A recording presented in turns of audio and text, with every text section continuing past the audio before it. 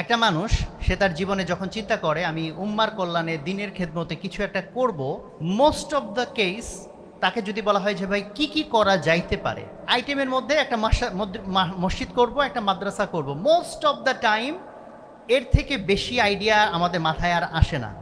তো এটা নিয়ে তো কোনো সন্দেহ নাই, মসজিদ বানানো, মাদ্রাসা বানানো আলহামদুলিল্লাহ অনেক বড় নেকির কাজ, অনেক বড় সওয়াবের কাজ। সাথে এটা চিন্তা করা দরকার যে ওইটুকু দিয়েই উম্মার পুরা খেদমত পালন করা হয়ে গেল কি না। মসজিদ তো বানাইলাম, টাইলসও লাগাইলাম, এসিও লাগাইলাম, কিন্তু কাতার যে ফজরের ওয়াক্তে এক কাতারও ভরে না, উম্মার সেই প্রবলেমটাও যে একটা সলভ করার মতো প্রবলেম, সেটাও তো ভাবা দরকার।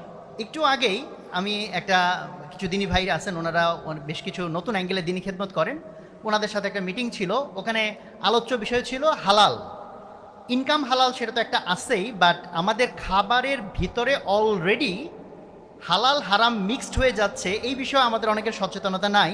ইভেন বাচ্চাদেরকে আমরা যেসব চিপস বা চকলেট কিনে দেই, তার মধ্যে অলরেডি অনেকগুলা যে হালাল না, এইটা কিন্তু অনেকের আমাদের মাথায় নাই যে ভাই মুসলমানের দেশ, 92% মুসলমান, এখানে আবার হালাল হারাম খোঁজার যে বিষয় আছে, আমরা কিন্তু এটা অ্যাওয়্যারও না। অলরেডি বাংলাদেশে বিক্রি হয় বেশ পপুলার চিপস, শরিয়ার দিক থেকে হারাম, আমি একাধিক আলেম থেকে কনফার্ম হয়েছি। বা আরেকজন আমাকে একটা তথ্য দিলেন, বললেন যে যে মুরগিগুলো জবাই করা হয় বাজারে, তার বেশিরভাগ অংশ বিসমিল্লাহ ছাড়াই জবাই করা হয়। তো এখন আমি যে এই মুরগিটা হয়তো রেস্টুরাঁয় খেলাম, বাসায় কিনে আনলাম, বাট সেটা যে মানে আল্লাহর নির্ধারিত পদ্ধতিতে জবাই হয় নাই, এখন আমি এখানে যে চোখ বন্ধ করে যদি বসে থাকি যে ভাই আমি কি করতে পারি, অথবা আরও যত ক্রাইসিস, মসজিদে মুসল্লি নাই, অথবা ইয়াং জেনারেশন নাস্তিক হয়ে যাইতেছে, অথবা বিভিন্ন জায়গায় বিভিন্ন রকম ফিতনা আমাদেরকে আঁকড়ে ধরতেছে, মানুষ তার ইমান হারায় ফেলতেছে, আকিদা হারায় ফেলতেছে, মানুষ আজকে দুর্নীতির মধ্যে ঢুকে যাচ্ছে, যে হালালভাবে চলতে চায় সেই ইভেন হালালভাবে চলতে পারতেছে না। তাহলে এতগুলো প্রবলেম, এগুলো সলভ কে করবে?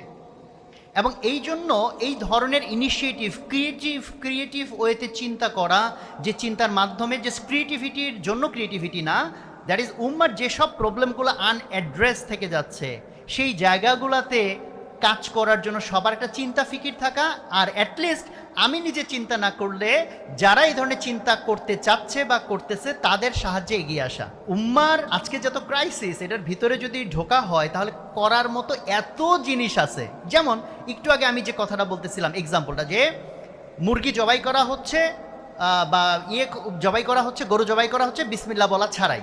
এখন কেউ কিন্তু চিন্তা করতে পারে এটাকে সলভ করা যায় কিভাবে। আলাপ করতে করতে সাথে একজন বলল যে ভাই একটা ইজি সলিউশন হচ্ছে এই সিটি কর্পোরেশন বা সকালবেলা গরু যেগুলো জবাই হয়, এগুলো জবাই হয় কিন্তু সারাদিন ধরে না, সকালের একটা নির্দিষ্ট সময়ের মধ্যে। সো একটা মাদ্রাসায় গিয়ে তাদের সাথে কথাবার্তা বলে, অথবা যারা ফারেক হয়েছে কিছু লোকজনকে আমরা ভলেন্টারিলি মোটিভেট করতে পারি, ভাই সকালবেলা 2টা ঘন্টা তুমি গিয়ে কয়টা গরু কুরবানি দিয়ে আসবা, জবাই করে আসবা, আমার ধারণা অনেক লোক পাওয়া যাবে। অথবা কেউ যদি বড় স্কেলে করতে চায়, সে বলতে পারে যে ভাই আমি বরং ওই যে যারা এই সময়টা দিবে তাদের যে হাদিয়াটা দেওয়া দরকার, সেই হাদিয়া দেওয়ার জন্য আমি রেডি আছি। তাইলে আপনি চিন্তা করেন আপনার এই ছোট্ট একটা হাদিয়া দিয়ে আজকে ঢাকা শহরে কত লোকের হালাল মাংস খাওয়ার ব্যবস্থা হয়ে যাচ্ছে। এবং এটা কি ছোট খেদমত মনে করার কোনো সুযোগ আছে? আমি জানি না, কম্পেয়ার করতে চাই না, বাট হচ্ছে যে এই খেদমতগুলোও তো করা দরকার। এটা ইটস অ্যান এক্সাম্পল। সেখান থেকে শুরু করে আপনি যদি আন্তর্জাতিক পর্যায় পর্যন্ত যান, যে ফিলিস্তিনে এইভাবে মানুষকে মেরে ফেলা হচ্ছে, আর মুসলমান দেশ আমরা সবাই জাস্ট তাকায় তাকায় দৃশ্য দেখতেছি। আমি হয়তো ভাবতেছি ভাই আমার কি করার আছে। আহমদুল্লাহ ভাই এটা নিয়ে সুন্দর কথা বলছেন, প্রত্যেকটা মানুষেরই করার কিছু আছে, এবং অল্প কিছু না, অনেক কিছু করার আছে, লিটারেলি অনেক কিছু।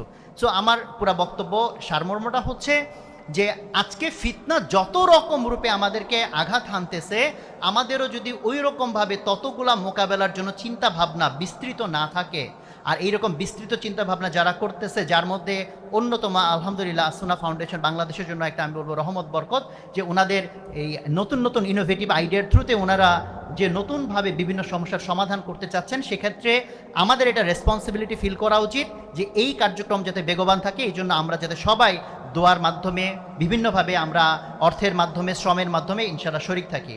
আল্লাহ তাআলা আমাদের সবার মেহনতকে কবুল করেন, আমাদেরকে সমস্ত কিছু ইখলাসের সাথে করার তৌফিক দান করেন। আসসালামু আলাইকুম ওয়া রাহমাতুল্লাহ।